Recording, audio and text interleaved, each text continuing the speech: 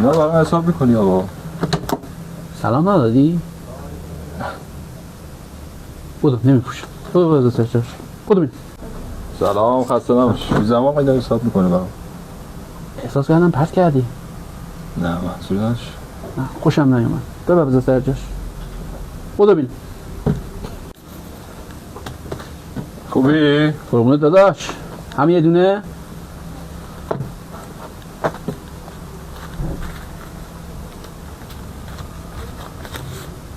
تخفیفش. حالت داداش. پپا مشتری عزیز خودم، چه کار قشنگی هم انتخاب کردی. البته اینم بگم دو دلم ها. اینه من خودم بردم، دلارش هم برده، مادرم برده. داداش بی زحمت این کارتت میدی؟ بر عجیبه.